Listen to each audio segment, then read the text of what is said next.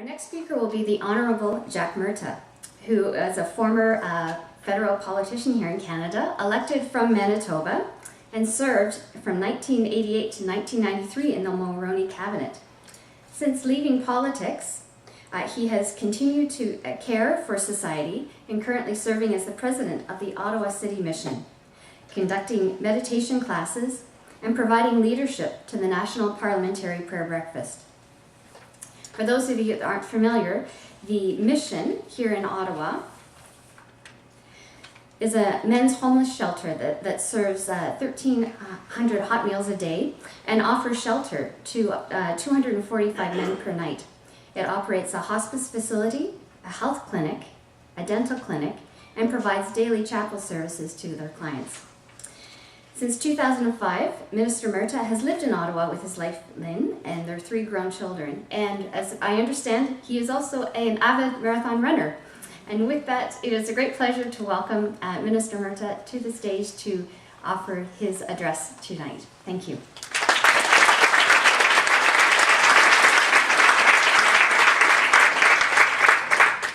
Well, thank you so much, and good evening, everyone.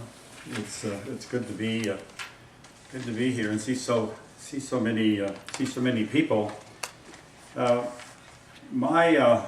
want to talk tonight about giving back. I guess is probably the easiest way to put it. And we all have our own stories, and I guess it's the stories and routes that we take to get to where we are.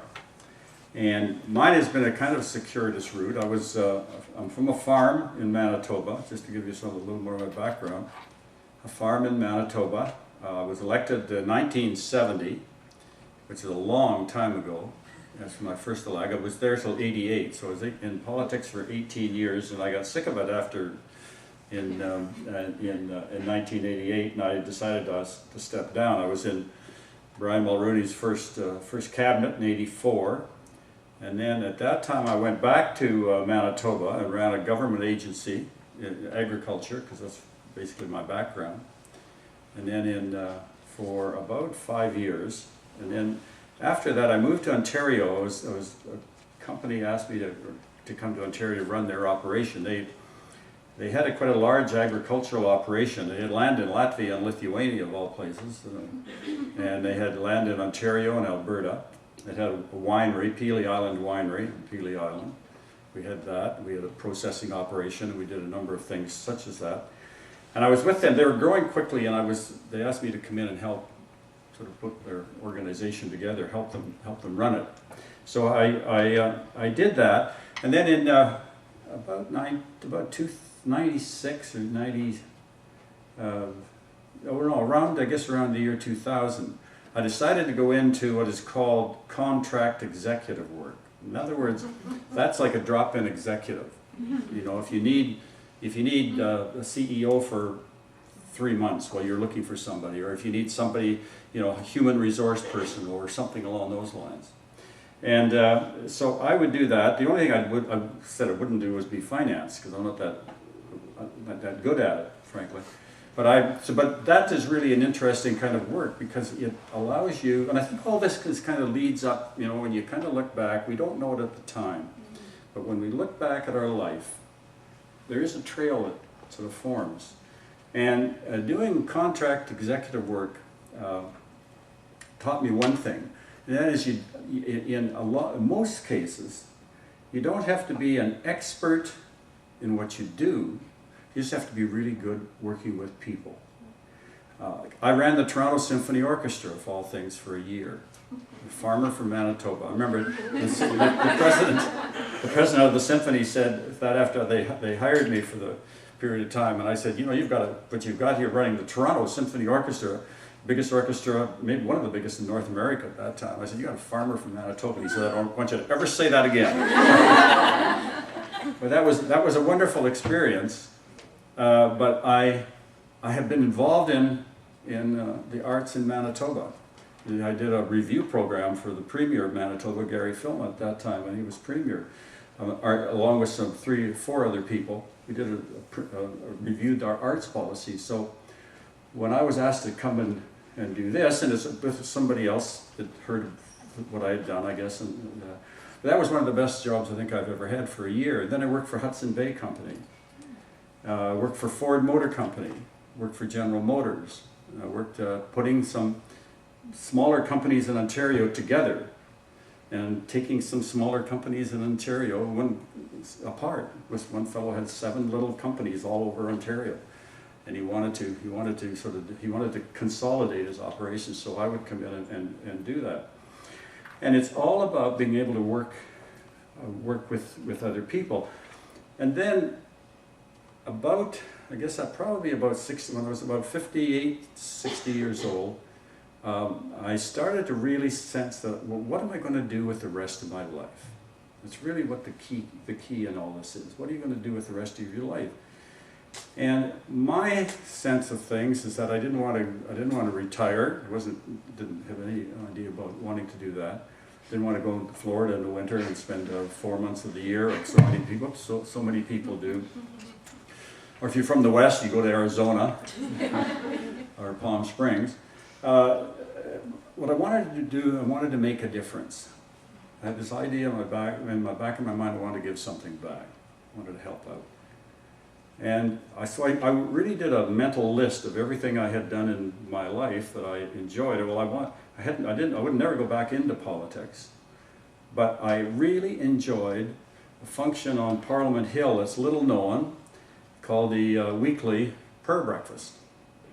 And the prayer breakfast is really, what it does, it brings MPs from various parties together once a week, whoever wants to come. Right now there's probably 30 or so from different parties, different political, NDP, Liberals, Conservatives, come. And they're able to sit down without any judgment. In other words, you leave your label at the door, you're just Sally and Harry and Peter and just who you are. You come in at 7 o'clock on a Wednesday morning. And you're able to build relationships. That's the whole idea. And that's kind of ran through a lot of what I had done in some of my past work with the Toronto Symphony and with this agricultural company that had land all over the place, and yet building relationships. You know, that's what we did. So I said yes, I'd come back. I was asked if I would be interested, so I came back and did that. And from that point on, things kind of started to happen without a great deal of initiative. So I did that. I'll start with a person. We have a committee now, a volunteer committee of 8 people that put this prayer breakfast on. Every Wednesday it's an MP that is generally kind of selected. And they ask another MP to lead, and that MP talks about whatever they want to. They talk about anything at all. Usually it's about their faith, or lack of it, or frustration with it, and what's gone on in that week. But it's really the only kind of time in a period of a week with especially politicians, because there's so much. Everybody's looking for the advantage, take one advantage over each other. It's the only time in the week when you can kind of lean back, as I say, put your feet up and say, you know, I made a mistake this week. And this is what I did, and nobody's going to challenge you on it, and it won't go any farther than that room. And it hasn't. You know, we've had times when Jack Layton was dying of cancer that he would come in, and members were really supportive of him in that environment. Conservatives and that you go back out and you do your thing for question period, and what you see on television, things such as that. But that's more for show in many cases than anything else. That the real work is done behind the scenes, where you really get together. And then we have a yearly breakfast now that comes. We have people from across the country come, and we have about 1,300 people now come to that. And it's held. It's too big now for Parliament, so it's in the Westin Hotel. So that's really. So those are the kind of things that happened, and then from there, I ended up going to the mission. But what I want to talk about more than that, I think, really is that I guess what I talked about, really the idea is giving back, searching for meaning in your life. Now, many of you are too young. When I was your age, I wasn't worried about meaning. I was just sort of full steam ahead is what I was looking at. But you know, there's a wonderful, wonderful book out. It's sold about 6 million copies. And it's by a man called Viktor Frankl, and he's a psychiatrist. He went through Auschwitz. About 2% of the people that went into Auschwitz lived. Everybody else died, or killed, or starved to death, or exterminated for the most part. And he's written this book, and he started in the concentration camp to keep a little diary, and he got little scraps of paper. And he'd write things on them. And when he was one of the very few people that actually lived through it, and he ended up with a very good practice in Austria, I guess, and he moved to the United States eventually.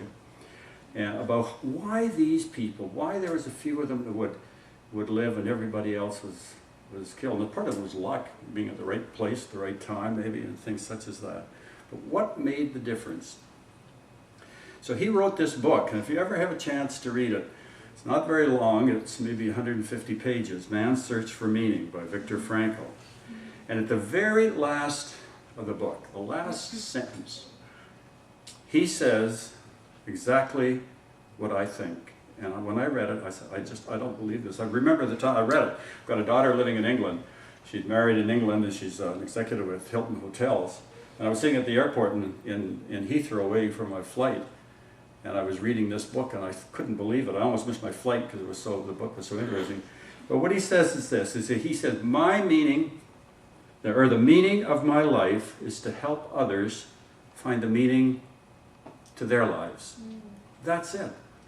That's the kind of thing that we should be, if we can, striving for. It has to happen, of course, when we're ready for it. And in your 20s and 30s and 40s, you may not be ready for it. But at some point in time, it's something that you want to think about as you move forward. There's another book, and it's called Falling Upward. And it's written by a priest, Richard Rohr. And Richard Rohr has a leadership school in New Mexico. And he has book, Falling Upward. What does that mean? How do you fall upward? I mean, that doesn't make any sense, right? I mean, it's a great title for a book because you tend to look at and maybe possibly buy it. But he talks about, and this is really true. This is really true. Here comes, this is from a late 60s something person saying this, and it's really true. And people that you talk to say the same thing. Everybody says that there's 3 stages to our life. You're in the first stage, the first third, approximately. And what do you do in the first third of your life? Well, the first third of your life, you're forming your identity, you're distinguishing yourself from others, you're making a mark in the world, you're moving things along, you're changing things, you're pushing up, you're pushing that pail of water up the hill a bit, but you're making changes. That's the first third of your life. And we're all like that. We're not all like that, but most of us are like that. And what's the second stage of your life? It's the second third of your life. That's the process where you probably hit 35, 40 to maybe 50, 55, that stage. It's a maturing stage. Toward the end of that stage is what you've taken in the first third, if you've been successful at it, and you've been able to sort of consolidate it. And maybe that's the time where you're starting to think, as I was, what am I going to do for the next third of my life, the next chunk of my life? What am I going to do at that particular time? So that's the second stage. We all know people that have gone through that. We all know people that are in that. Maybe parents are in that, or colleagues are in that. So that's the second stage. It's you go through some suffering in that stage quite often too. It's not all sort of fun and games. This is where sort of many times in that stage the rubber kind of hits the road, as they say. And you end up with a sort of failures in life, and that's where you find out after you've gone through them that those are the things that made you grow, or the failures. You don't grow at the beach, sitting in the sand. You grow where it's tough to be. That's just the natural. We don't like to think that, but that's really what happens. And then we get to the third stage, and I guess that's really the stage where I'm at, and a lot of people are at. And that's characterized, if you're lucky, by giving back. And that's when you give back. That's when you've gone through those first 2 stages. And what does that mean? Well, it means greater patience. Not always, but generally. Greater patience, greater love, greater forgiveness. Can mean, for some people, mentoring others. Can mean, for some people, being a role model. It's characterized generally by giving back. That's where you get your giving back. Now, you don't always get that, because I know people, and I'm sure you can think of people that have never left the first stage. They're still going. 65, 70, I know some 75 to 80-year-old people that are just going. They would have to go to the office every day. They have to keep going. That's just the way they are. And I also know other people in that first, 3rd stage that are already in the 3rd stage, that are already giving back. Because there's lots of that's not important. But those are the kind of 3 stages. So what do? As you climb that ladder, once you get to the top of it, which is the 2nd stage, we normally think we're kind of the falling part, the retirement. It's all for me now. I've given out all my life. I need to get some back. That tends to be the falling part. Then you start to look, your world starts to close in on you a little bit. And that's when you start to sense that the security thing, it becomes a bit more frustrating. But as Richard Rohr says, and I think he's right, once you hit that 2nd stage, the falling part goes up, because that's the part that's the flowering part. That's if you like, it's more or less getting closer to the end of the road, but that's when you're making the biggest contribution. That, I think, is to some extent with where I've been at for some time with the prayer breakfast, working with MPs. I mean, I know the frustrations that they have, the family frustrations and the divorces and some of the drinking and the stuff that goes on, that just the frustrations. I mean, it's the reflection of the community that we all live in. So I do some mentoring with them. I do some talking with them. Most of it is just listening. It's really what a good mentor is a good listener. So you end up doing that and helping them go through that period of time they're in.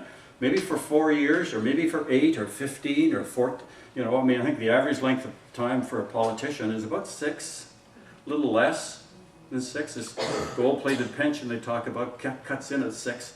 And for them, not them all, but a large percentage, it's just below that. So they get their money back, if you like, into the pension, but they don't collect it. But it varies, of course, for everything. But that's really, so you go through that. I say it's like somebody that's been in jail going back to a jail. You can talk to the inmates pretty well because you've been there. And I think that's one of the things that probably I can do as well as anything. And it is a faith component, and but the main component is building these relationships, and that carries through for all the activities that take place after that. I ended up going with the Ottawa Mission. The Ottawa Mission is a unique kind of organization. As I said, it feeds 1,300 people a day. It's got a drug program, an alcohol program. It's the only mission in North America with a hospice. People go there to die. About 20. We have a 20-bed hospice. People go there to end of life. 4 or 6 months is probably the length of time. Used to be a lot of the people that were involved that would die there were AIDS patients. And now it's cancer, and just the hard living and what's happened to them and things such as that. Most of it's cancer. I'd say 70% is cancer. So that's changed in the last little while. So we've got all these aspects of it, but we take the men that go through, if they want to, right through to go through to sobriety. We help them get jobs. We help them get housing. So it's not just, as they, it's a cot to sleep in and 3 meals a day and you're gone again. These people are there, and we work with them as they go through their program. And they range in age from 18 years old to 70, all people. So I ended up going on that, and basically it was just I was afraid to go into mission. I didn't want to go close to homeless people, man. I had really a hard time, but I was asked to go on the board.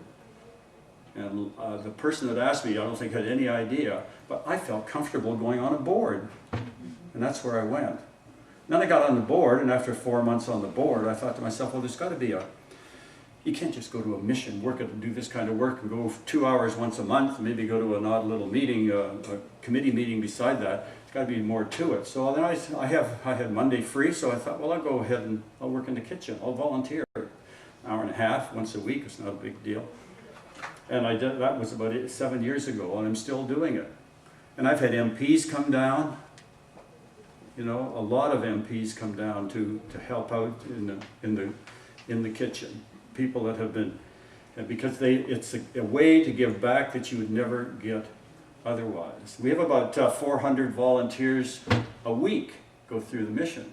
So that's not many people. We have 100 employees, about $10 million budget, but we have about 400 volunteers a week that go through that. And the people that volunteer in these places, you end up feeling like family. You really do. It's amazing how you can be working there, but you do feel like family. So I ended up doing that. Then I ended up being elected president of the mission. And then after that, those 2-year periods, our executive director left, so the board asked me to become the executive director, just because I think was maybe the only board member that was volunteering at that time. Had a bit better rapport with them then. And then we ended up with our executive director, and about April of this year, our chaplain left. It's a faith-based organization. We have a chaplain. There's a chapel service every day.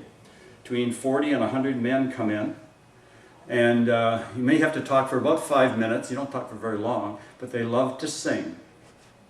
They love to sing the old Salvation Army hymns, you know, or the Onward Christian Soldiers and all these things. They march their feet, stamp them on the floor. They love to do that.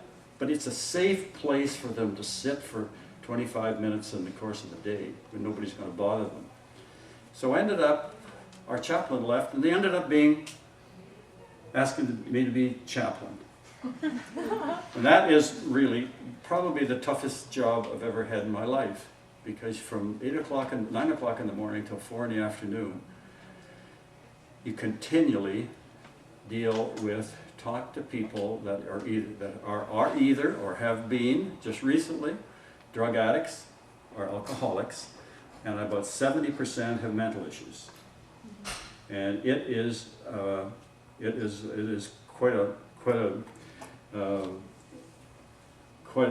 found it quite a job. I'm lucky I don't take my work home with me at night, so I can separate that. But I mean, that's the kind of, you have a person come in on July 2nd saying my best friend hung himself, and just wants to talk about it.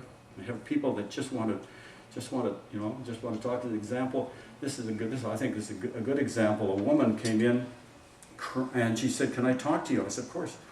So she sat down and she started to talk to me, and she started to cry. And she cried, and she cried. And my job at that time was getting the Kleenex box and giving her Kleenex, and she was blowing her nose and crying. But she told me the story. She had 4 boys. The oldest one wouldn't talk to her. The 2 middle ones were in foster homes. She had no idea where they were even. The youngest one, which is about 19, wouldn't talk to her either. That was breaking her heart.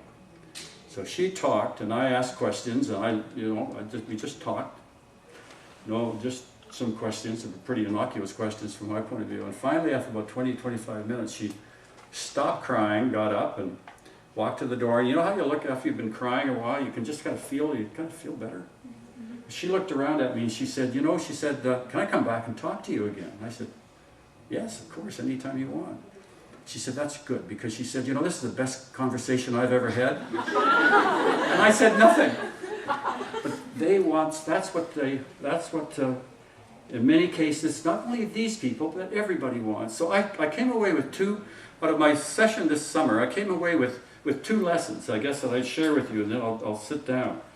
The 2 lessons are, it's good to live on the edge of your comfort zone. I went in every day, and I'm not a psychiatrist or counselor or a chaplain, but I went every day, and I always felt myself being stretched. And there was times when I would have rather not done it until it's over. Until then you can look back and say, I think I've grown.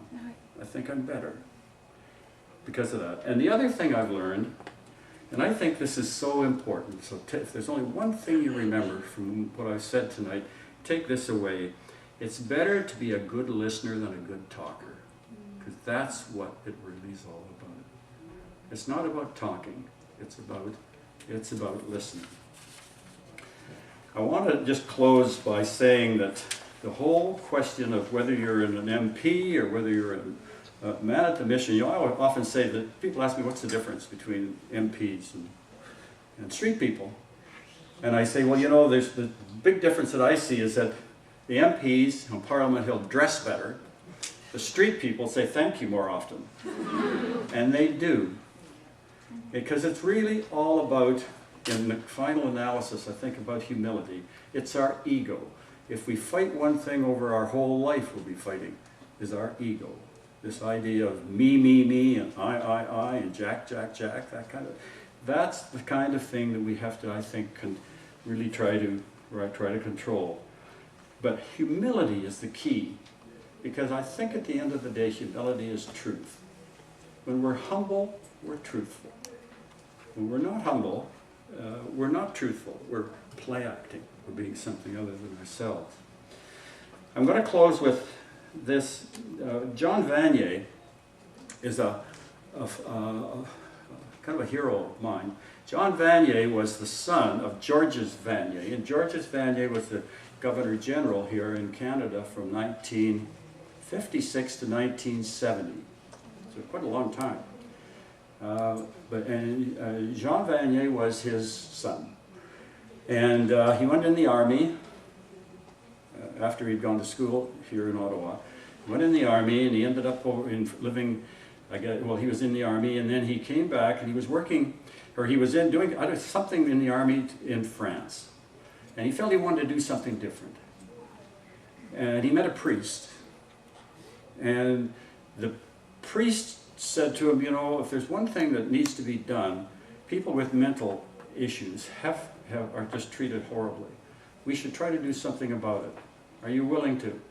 So Jean Vanier and this priest they bought a little house, they still have it, in Trotsky, I think it's called in France, outside of Paris.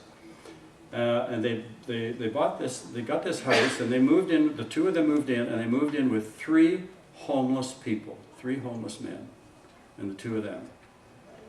And their idea was to look after them with everything they've got. These were men that were terribly abused and just forgotten by families at that time. And out of all that, this was back I guess it was in the 70s. Out of all that, Jean Vanier started L'Arche. And L'Arche has now got 1,800 homes in about 110 countries around the world. There's 5 here in Ottawa, a lot in Montreal.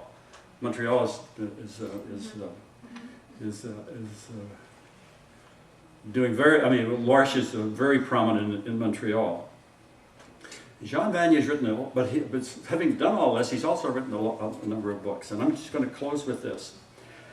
And one of the many books that Jean Vanier wrote is this. He says, "It is possible to discover that I am more governed by my many fears than by, and is it possible to discover that I am more governed by my many fears than anything else? I don't want to hear the cry of the poor, because if I do, I'll have to change. And I will not know what to do. I will feel lost and not know what to do, a feeling of complete inadequacy and powerlessness. And this will reveal to me that I have everything in life except the essentials. I have friends, I have money, I have power and knowledge, but I don't have the capacity to share, to listen, and to love. Not only do I feel helpless, but I discover that maybe I'm all wrong, that all my values are upside down, and suddenly I discover that I am not so good And finally, that I am more governed by fear than by anything else.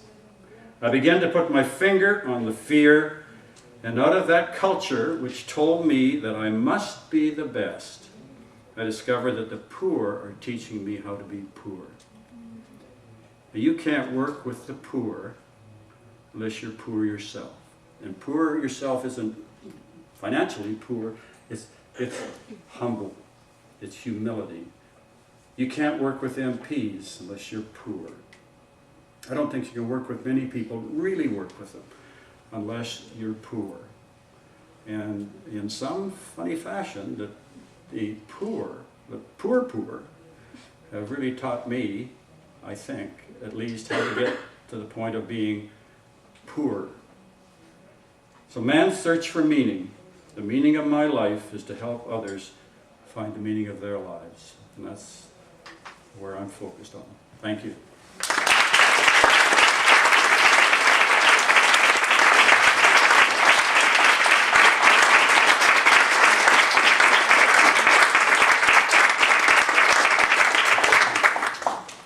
Minister Murta, thank you very much for those inspiring words, the words on giving back and those words on humility.